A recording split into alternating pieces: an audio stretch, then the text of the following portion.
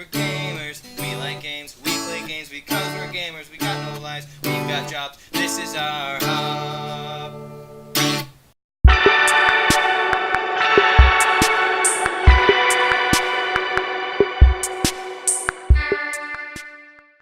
Hi fucking hello everybody, it's Fett-ish here, and welcome to another Fett-ish game review. This time we're going to be talking about another sandbox game from Steam, known as 7 Days to Die. So, when it comes to 7 Days to Die, I have quite a few interesting things to say. But before I delve into that, I think we should give a little bit of backstory. 7 Days is, as I said before, a sandbox game. But it's a zombie-based sandbox game where you are thrown into a situation where you have very limited supplies, and then you have to learn how to craft and build. You find and scavenge. There are various weapon tiers and building tiers and crafting and leveling up, and of course, there's zombies. There's also various levels of zombies. But one of the most interesting things about it is that, as the title suggests, you have 7 days until a horde comes to kill you. And, of course, if you survive that horde, it resets. So it's pretty basic, pretty fun, but it's very challenging. What am I going to be ranking this on? Well, just as I did with Ark, I'll be ranking it on playability, graphics, mechanics, online experience, integrity, work versus reward, challenge versus punishment, variation, immersion, and entertainment. So let's see how 7 Days to Die lasts. So of course, I always like to talk about some good things first. I prefer to open on a positive. We'll talk about some negative things and then come back to the positive. So some of the really positive things that I feel 7 Days has to offer, it's basic mechanics. While it's not perfect, a lot of it does work pretty well, especially for being a alpha. It's still an alpha. It's still early access. And it has a lot of mechanics down to how you do things, digging, mining, crafting. A lot of it's pretty good. Some of the things are still a little buggy that can be worked on, but it's come a far way. And this is to the fact that it used to be even more difficult when they worked on the bugs as they can. The they being fun pimps. Pimps. There's a funny word. Fun pimps.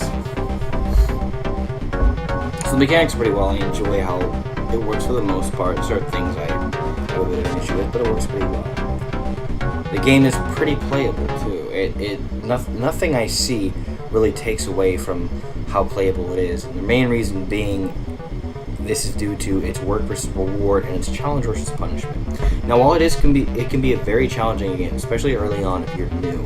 You don't know how to handle it. You don't know how to handle the different zombies, what the different zombies do. Certain things like how to get cornered, how to survive, how to escape.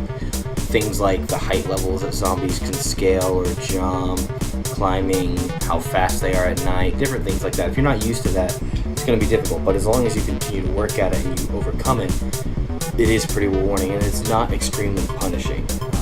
Your bag is forever contained. So if you lose it, you can always find it as long as a zombie doesn't break it on accident or someone else doesn't steal from it or break it. You can almost always retain your bag as long as some freak bug accident doesn't happen, which sometimes it does. And the work versus reward, while some things are pretty expensive, a lot of the work you have to do, it's not as grindy as, say, a game like Ark. We have to put a lot of time in just to get some things. We hardly ever have to adjust settings for it to be a very good game, because a lot of the grind too comes from looting. And you find really good things, you learn how to improve them, how to repair them. There's just a lot in the tier system. If you follow the tier system, it works great. It's very well built like that, making it very playable, and especially if you're playing with other people who know what they're doing, it's a very fun experience, and it's a very good challenge. It's something I really recommend, which makes the playability fun, which also leads to the online experience, with the exception of people who raid and cause issues, which you always have. It's a good online experience with friends because you can have a connection. The only issue is you might be far away from each other, but you can typically find each other and defend each other, and your body is not left open at night if the server allows. But of course, this game does have a few drawbacks. With it being an alpha, it has a lot of bugs. Now, it's not incredibly bad or extremely terrible, but there are a few things that could still be worked on. Things like when you are not in a menu, doing things like, say, crafting, because you're allowed to craft and walk around and do things, like, say, craft at a table, and have, like an Ark, you can have something running while you're doing it.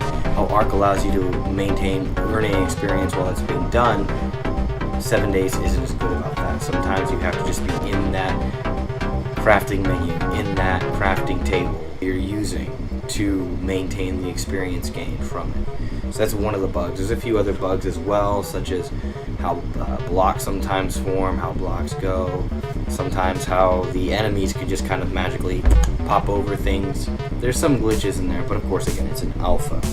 Another thing is the variation. While it does vary from time to time, there is kind of a formula you do get into after a while, after playing for a bit, once you've survived about 4 or 5 hordes. But overall, it's very entertaining. It is a fun game. It's a game that I enjoy, and it's a game that I want to actually do a challenge for. It's a game that I think is better than Ark, even though Ark is prettier. And that's one other thing, actually. Its graphics aren't as good as Ark. Its graphics aren't as pretty. Again, it's an alpha, but graphically it is not as good looking. It's very jerky, and even with high graphic settings, it just doesn't look as pretty. You know, when you're used to playing games like Ark or even other games like Battlefield, these games just don't look as good. It looks a lot more like Left 4 Dead, or even worse than Left 4 Dead. But overall, it's very entertaining. It's fun. It's a game I like. Like I said, there's a live stream challenge I want to do someday with this, and it's something I honestly would recommend. To be honest, I'd say it gets about a 7 out of 10. Solid. Maybe even a 7.5. Because while it doesn't have a whole lot of variation, it still does vary. And the 2 points it really loses in are graphics and integrity, which, honestly, it's an alpha, so that may go up. So it could very well end up being closer to an 8.5 or a 9 out of 10, which is amazing. This game is probably the best game I've reviewed so far when it comes to well-roundedness and entertainment value. I would very much recommend you buy it. It was bought for me for the holidays a couple years back. I had a lot of fun playing this game. I had some issues, of course, but it is great. It is very much more the sandbox game you want to see, because while it's not very variable when it comes to some of the environments you face and some of the enemies you face, when it comes to what you can build, it's a lot closer to Minecraft. You can do a lot more with it. Thank you guys for watching. I hope you enjoyed this game. Check it out, of course. Hashtag not sponsored, but always check out the games and movies that I've come to review, be it good, bad, or ugly. Make sure to check down the link in the description below. Excuse me. Links in the description below, whether it be other playlists I have, the playlist for these reviews, the Fett-ish Reviews, or any of the other multi-platform monarchs. They have great content for you as well.